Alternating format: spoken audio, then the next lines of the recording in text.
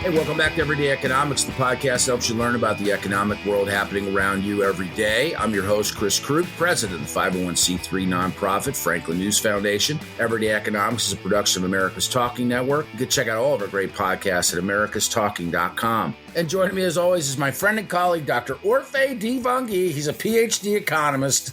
Dr. O, where are all the banks going? Could you please tell me, my friend? This is a crazy story, right?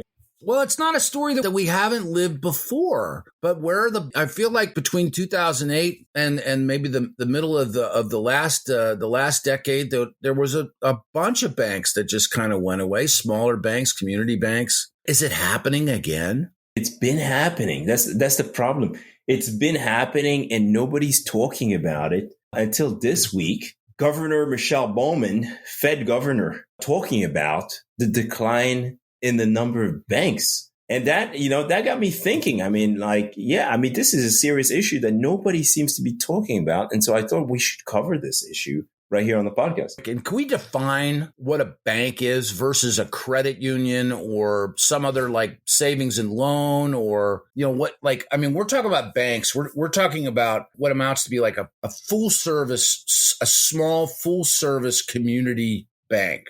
Yeah, we're talking about the types of banks that are FDIC insured, that where you go and put your money and you save your money and those banks can give you a loan if you need a loan. Yeah, that's the type of bank we're talking about. And those banks are declining in huge numbers. From 2002 to 2022, the number of FDIC insured banks declined by nearly half. That's bananas. Right in front of us. Right in front of it. We didn't realize, right? We saw during the recent banking turmoil, right? Like in March, we heard about all these banks closing down and stuff. And we were like, you started to see the headlines about the flow of depositors from smaller regional banks to larger banks, and all of that has me concerned that you're going to see a decrease in competition in the banking sector. And less competitive banking sector has repercussions for everybody. I mean, if you think about the kind of interest, the kind of return you're getting on your savings, well, you ought to be worried.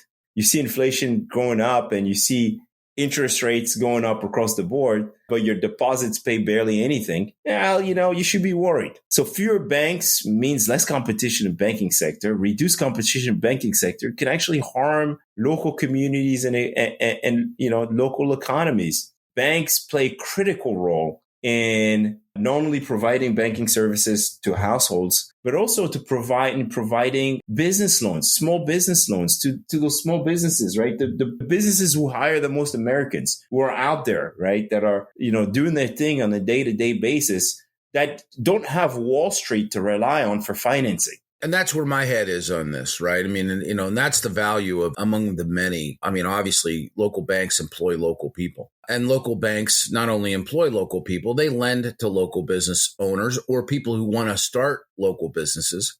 And I mean, it's kind of like, I don't know, is it fair to say, is it part of the economic engine? Is it something that makes America different? It's absolutely part of the economic engine. Without that lending to those local shops, small business America probably wouldn't be. I mean, I'll give you a good example. A good example is during the pandemic, it was banks that were located geographically close to businesses that were suffering, right? Like these community banks that played an important role, a huge role in providing credit to help business stay afloat, right? Especially through the Paycheck Protection Program. And so without those banks, a lot more businesses would have gone under, and a lot of people they've never been able to find a job afterwards, right?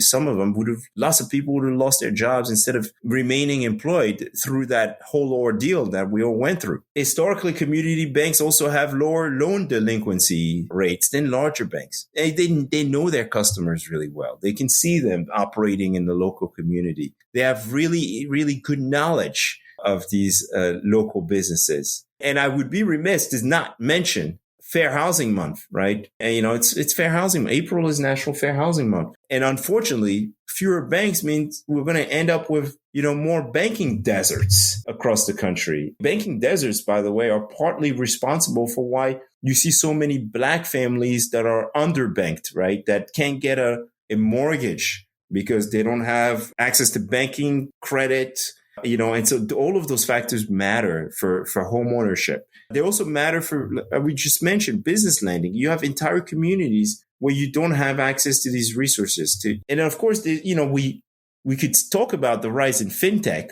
which is a great thing because it's going to help a lot of people gain access, especially if their local banks are gone, right? But interestingly enough, in this country, you still have 1 in 5 households that are not connected to the internet at home. I think that's a crazy statistic. 1 in 5 households still doesn't have access to the internet at home. And so having a local bank is absolutely crucial.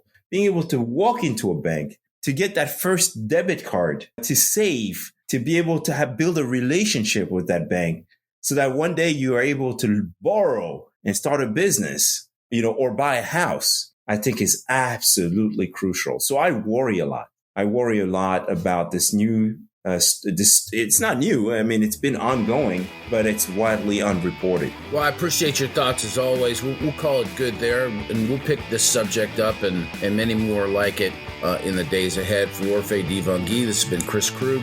Subscribe to Everyday Economics and dozens of other quality podcasts at americastalking.com.